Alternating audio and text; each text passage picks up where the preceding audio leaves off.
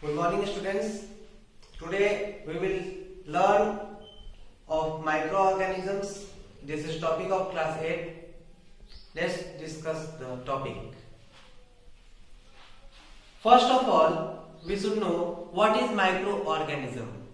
Microorganism is made up of two types of word, which is micro and then organism. Micro means very small particles which cannot be seen by our naked eyes, and organisms are the living organisms. So microorganisms can be defined as they are very small organisms which cannot be seen by naked eyes. Microorganism बहुत ही छोटे ऐसे organisms होते हैं, वैसे जीव होते हैं जिन्हें हम अपनी खुली आंखों से नहीं देख पाते हैं. ठीक है, तो उसके बाद माइक्रो ऑर्गेनिजम्स को पहले क्लासिफाई हम लोग कर लेते हैं कि माइक्रो ऑर्गेनिजम्स कितने टाइप्स के होते हैं. तो माइक्रो ऑर्गेनिजम्स हमारे 5 टाइप्स के होते हैं, जिनमें पहला है बैक्टीरिया, सबसे छोटा माइक्रो ऑर्गेनिजम्स. उसके बाद protozoa, virus, algae and fungi. ये पांचों माइक्रो ऑर्गेनिजम्स के क्लासिफिकेशंस हैं. ठीक, सबसे पहले हम डिस्कस करते हैं बैक्टीरिया को. बैक्टीरिया सबसे स्मॉलेस्ट माइक्रो ऑर्गेनिजम्स है. Bacteria smallest micro organisms. It is single celled micro organism have a cell wall. ये सिंगल सेल माइक्रो ऑर्गेनिज्म है, मतलब एक ही यूनिट, एक सेल में इसका पूरा लाइफ होता है. ये मल्टी सेल्यूलर नहीं होता है. और ये प्लांट लाइक कैरेक्टरिस्टिक जो होता है कि सेल वॉल रखने का, प्लांट का कैरेक्टरिस्टिक है सेल वॉल का, तो ये इसके भी सेल वॉल होते हैं. ठीक, इसके बाद ये कॉलोनीज में पाए जाते हैं, मतलब ये सिंगल ही नहीं कि बहुत सारे बैक्टीरिया एक साथ पाए जाते हैं. बैक्टीरिया को भी क्लासिफाई किया गया है रॉड शेप्ड में, जिन्हें बैसिली कहते हैं. मैं फिगर के साथ दिखा देता हूं आपको. ये है हमारा बैक्टीरिया. आपको जैसे कि देख पा रहे हैं बैक्टीरिया इस टाइप से होते हैं. कुछ सेल वॉल होता है, अंदर सेल मेम्ब्रेन होता है, और एक फ्लैजिलम होता है लोकोमोशन करने के लिए, मूवमेंट करने के लिए इनके पास फ्लैजिलम होता है. ठीक है, बैक्टीरिया के क्लासिफिकेशंस चारों इस टाइप से हैं. पहला जो है देखिए, आपको दिख पा रहा होगा कि रॉड शेप बैक्टीरिया को बैसिली कहते हैं. रॉड शेप जो लंबे लंबे होते हैं उन्हें बैसिली कहते हैं. ठीक है, स्फेरिकल जो बॉल शेप बैक्टीरिया होते हैं उन्हें कोकी कहते हैं. और जो स्प्रिंग साइड स्पाइरेला कहते हैं. स्प्रिंग टाइप के जो होते हैं उनको स्पाइरेला कहते हैं. और जो कॉमा शेप्ड बैक्टीरिया होते हैं उनको वाइब्रियो कहते हैं. ठीक है, यहाँ पे हमारा बैक्टीरिया खत्म होता है. अब हम आते हैं एल्गी के डिस्कशन को. एल्गी भी सिंपल प्लांट लाइक स्ट्रक्चर होता है.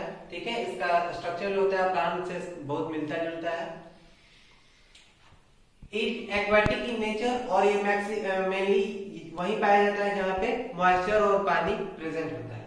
ठीक, वो इसका जो कैरेक्टर मतलब कि अकरेंस होता है, ये यूनिसेल्युलर स्ट्रक्चर भी मतलब कि पाया जाता है. यूनिसेल्युलर ऑर्गेनिज्म भी और मल्टी सेल्युलर ऑर्गेनिज्म भी. ठीक, और इसके एग्जांपल्स हो जाते हैं डायटम्स, चेलमेंडोमास और सीवीड. ये सभी जो एग्जांपल्स हैं ये एल्गी के एग्जांपल हैं. ठीक, थर्ड नंबर आता है प्रोटोजोआ या प्रोटिस्टा भी इन्हें कहते हैं. They are unicellular aquatic characteristics of animals. ये एक्वाटिक होते हैं और कैरेक्टरिस्टिक किसके पोज करते हैं, जैसे कि एल्गी प्लांट का कैरेक्टरिस्टिक पोज कर रहा था अभी, और हमारा प्रोटोजोआ क्या करता है, एनिमल का कैरेक्टरिस्टिक पोजेस करता है. ठीक, इसके अलावा ये पैरासिटिक हो सकते हैं या फिर होलोजोइक हो सकते हैं. बहुत सारे ऐसे ऑर्गेनिज्म हैं जो हमारे बॉडी में रह के और मतलब हमसे फूड गेन करते हैं, जैसे कि लिस्मेनिया वगैरह, और एमीबा वगैरह holozoic type of nutrition gain करते हैं. ओके, इसके एग्जांपल में पैरामीशियम, अमीबा, ये सब हम लोग डाल सकते हैं. फोर्थ नंबर फंजाई आ जाता है. फंजाई भी प्लांट लाइक ऑर्गेनिज्म होता है, पर इसमें क्लोरोफिल एब्सेंट होता है. ठीक, ये मेनली जो पाए जाते हैं वो मल्टी सेल्यूलर ऑर्गेनिजम्स होते हैं, पर कुछ ऐसे भी फंगस होते हैं जो कि यूनिसेल्यूलर होते हैं, जैसे कि यीस्ट. ठीक है, इसके एग्जांपल में यीस्ट ले सकते हैं हम लोग, ब्रेड बोर्ड ले सकते हैं, और बहुत सारे मशरूम वगैरह सब, ये सब एग्जांपल्स हैं हमारे फंगस के. Fifth number virus. वायरस को सबसे लास्ट में हम इसलिए स्टडी करते हैं क्योंकि वायरस इन सारे माइक्रो ऑर्गेनिज्म से बहुत अलग है। वायरस हर जगह लिविंग स्टेट में नहीं पाया जाता है, इसलिए इसको क्या बोलते हैं, it is link between living and non living. Virus क्या है, लिविंग और नॉन लिविंग दोनों के बीच का एक लिंक है। ठीक, ये बना होता है डीएनए या आरएनए से। डीएनए यानी कि लाइफ का सबसे स्मॉलेस्ट यूनिट डीएनए जो होता है उसी से बना होता है और इसके ऊपर प्रोटीन का कोट लेयर लगा होता है। ठीक है, it reproduce only inside a living cell. Virus क्या करता है, सिर्फ और सिर्फ लिविंग सेल के अंदर ही प्रोड्यूस कर पाता है। जैसे ही लिविंग सेल के अंदर इंटर करेगा उससे फूड गेन करना शुरू करेगा, उसमें रिप्रोड्यूस करना शुरू करेगा, और जैसे ही ये लिविंग सेल के बाहर जाता है ये फिर से डेड हो जाता है। ठीक, इसके एग्जांपल्स में एचआईवी वायरस, इन्फ्लुएंजा, बैक्टीरियोफेज, ये सभी वायरस जो है ये वायरस के एग्जांपल हैं। ठीक है, हम इनको एक थोड़ा लेवल डायग्राम के थ्रू समझेंगे। ये फर्स्ट आ जाता है हमारा एल्गी का। एल्गी जो हम देख रहे थे ये चाइमोनोमास है जो ब्लू ग्रीन एल्गी का एग्जांपल्स है। इसके अलावा और एक ग्रीन एल्गी होता है स्पाइरोगिरा। स्पाइरोगिरा कुछ इस स्ट्रक्चर का पाया जाता है, लंबा सा सीवीड टाइप का है ये। ठीक है, इसके अलावा रेड एल्गी भी होते हैं, ब्राउन एल्गी भी होते हैं और गोल्डन ब्राउन एल्गी भी होते हैं। ठीक, इसके बाद आते हैं हम लोग प्रोटोजोआ पे। तो प्रोटोजोआ में मैंने एग्जांपल दिया था अमीबा का। अमीबा कुछ इस स्ट्रक्चर में दिखता है, इसका चारों तरफ इसका कोई फिक्स शेप नहीं होता है और ये स्यूडोपोडिया के द्वारा, स्यूडोपोडिया एक ऐसा सब्सटेंस पाया जाता है जो इसको कोई भी शेप लेने में मदद करता है। इसके और सेकंड एग्जांपल प्रोटोजोआ का हो गया हमारा पैरामेसियम जो स्लीपर लाइक चप्पल के शेप का होता है। ठीक है, और इसके चारों तरफ फेयर लाइक स्ट्रक्चर होते हैं जिनको सीलिया कहते हैं, बीच में इनके न्यूक्लियस है। ठीक है, फोर्थ नंबर फंगी पे आते हैं। तो फंगीज में ईस्ट जो होता है, जैसे कि हम बहुत बार एग्जांपल दे सकते हैं डेली लाइफ एग्जांपल में कि जब भी हम आटा को गूंथ के पानी के साथ मॉइस्चर में रखते हैं तो आटा क्या होता है, उसमें फुफुंदी आ जाती है ना। उसको हम लोग जैसे कि डोसा बनाने में इसका यूज, फर्मेंटेशन होने लगता है, डोसा इडली बनाने में उसका यूज किया जाता है। तो ईस्ट पाउडर का यूज किया जाता है। ईस्ट उसमें मैन्युअली या फिर नेचुरली रूप से डाला जा सकता है। और सेकंड, आप लोगों ने ब्रेड को देखा होगा, जब 2-3 दिन तक ब्रेड को खुले एयर में रख दिया जाता है एटमॉस्फेयर में, तो ब्रेड के ऊपर ग्रीन ग्रीन लेयर आ जाता है। उसको अगर हम माइक्रोस्कोप से देखें तो कुछ इस तरह का लेयर दिखेगा जिसको ब्रेड बॉल या राइजोपस कहते हैं। ठीक है, और fourth example virus, fifth example virus का हम देख सकते हैं। मैंने 2 वायरस नहीं लिया, एक ही वायरस समझाने के लिए लिया कि ये है हमारा बैक्टीरियोफेज वायरस। ठीक है, बैक्टीरियोफेज वायरस में देखिए ये एक टेट्राहेड्रल इसका हेड है, ये नेक है और इसका ये बेस और लेग्स है। ठीक है, तो ये इसका जो हेड है, जो मेन जहां से ये ऑपरेट किया जाता है, वहां पे क्या है, इसका मेन स्ट्रक्चर में डीएनए, और डीएनए के चारों तरफ प्रोटीन का एक लेयर चढ़ा हुआ है। आप अभी जो क्या कहते हैं, अभी न्यू वायरस जो कोरोना वायरस आया है उसका भी इसी तरह का स्ट्रक्चर होता है जिसके बीच में डीएनए या आरएनए से बना हुआ है और चारों तरफ उसके प्रोटीन लेयर बने हुए हैं। Discuss where do micro organisms live.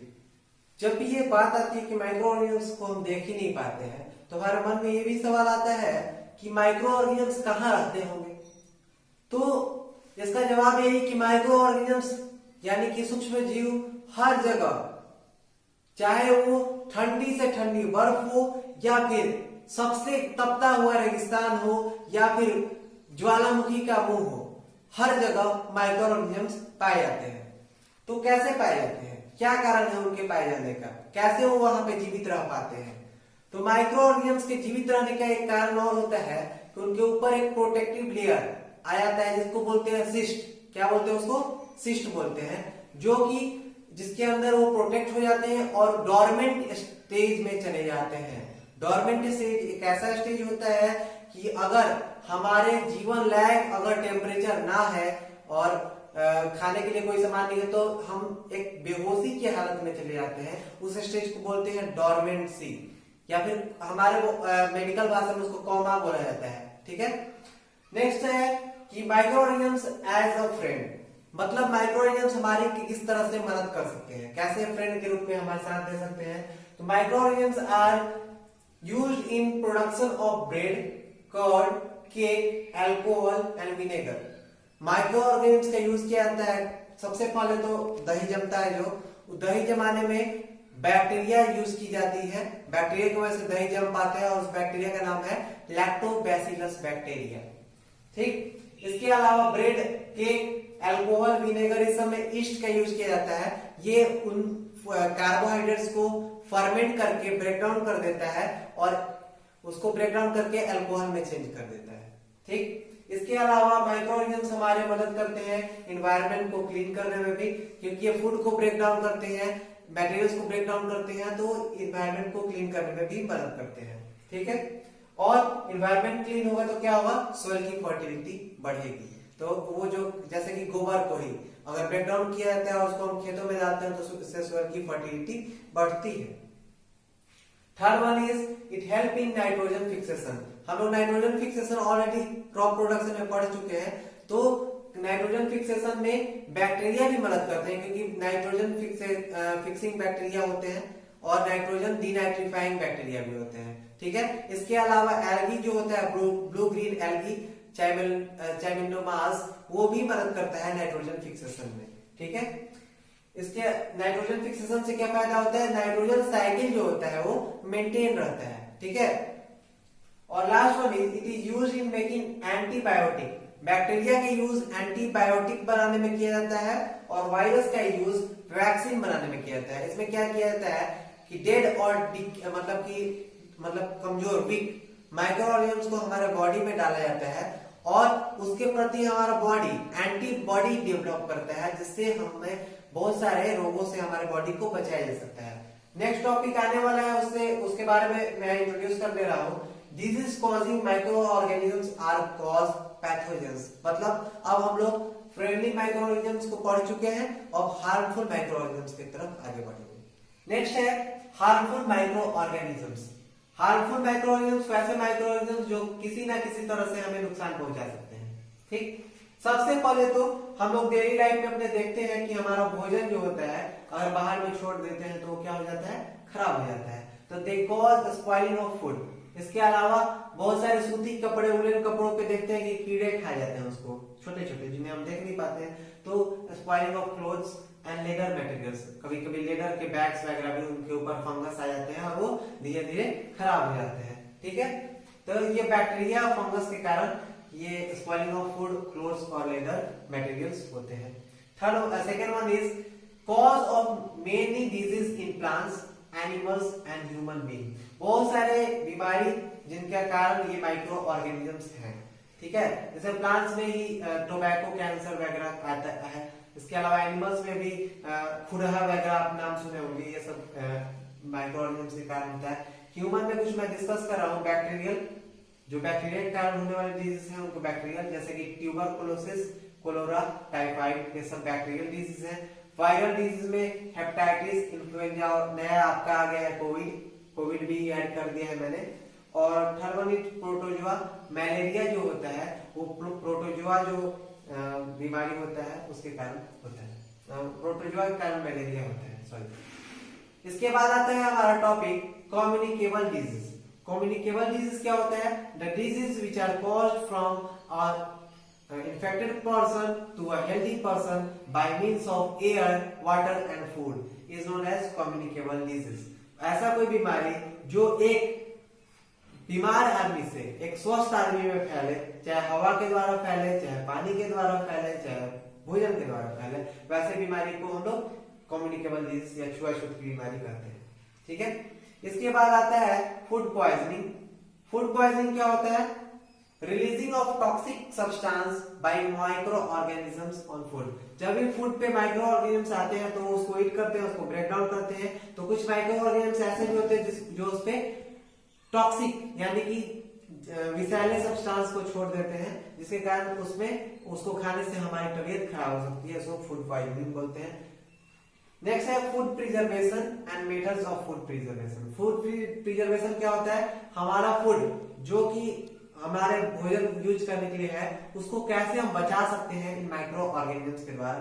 बहुत सारे मेथड है। पहला मेथड आ गया हमारा टेम्परेचर कंट्रोल, जैसे कि हम भोजन को फ्रिज में रखते हैं, उबाल लेते हैं, पास्चराइजेशन करते हैं, जैसे कि पास्चराइज मिल्क आता है, लिखा होता है आपका पास्चराइज मिल्क, उसमें क्या होता है कि बहुत तेजी से उसको गर्म किया जाता है और बहुत तेजी से उसको दूध को ठंडा कर दिया जाता है, इससे माइक्रो ऑर्गेनिजम्स उसमें आने की चांस कम हो जाती है। ठीक, second one is chemicals, use of chemicals matter, जैसे कि हम लोग चीनी मिलाते हैं किसी, जैसे कि मुरब्बा बनाया उसमें चीनी डालनी है, ठीक है, अचार बनाए उसमें नमक डालें, तेल डालें, तो ये सबसे क्या होता है कि केमिकल्स के यूज करके हम लोग माइक्रो ऑर्गेनिजम्स को आने से रोकते हैं। Second third one is storage and packing, food को हम लोग क्या कर देते हैं, स्टोर करते हैं, जैसे कि चावल को स्टोर कर देते हैं ड्राम में, उसमें नीम का पत्ती वगैरह डाल देते हैं, तो उसमें एयर जब नहीं जा पाएगा तो खराब नहीं होगा। इसके अलावा एल्यूमिनियम फॉइल में भी हम लोग फूड को पैक कर देते हैं ताकि वो सॉफ्ट रहे, खराब होने से बचे। और आप लोग बहुत सारे चिप्स वगैरह तो खाते ही हैं, उसको नाइट्रोजन एयर के अंदर पैक किया जाता है, क्योंकि नाइट्रोजन जो होता है वो जल्दी रिएक्ट नहीं कर पाता है किसी के साथ, इस कारण से ऑक्सीजन को आने से रोकेगा, और ऑक्सीजन जहां नहीं रहेगा वहां लाइफ नहीं रह पाएगा। अगर आपको इस चैप्टर में कहीं भी कोई क्वेश्चन आता है तो कमेंट बॉक्स में जरूर पूछें, क्योंकि कुछ टॉपिक हो सकता है कि छूटा हो तो आप पूछ सकते हैं, मैं उसको नेक्स्ट वीडियो में क्लियर कर दूंगा।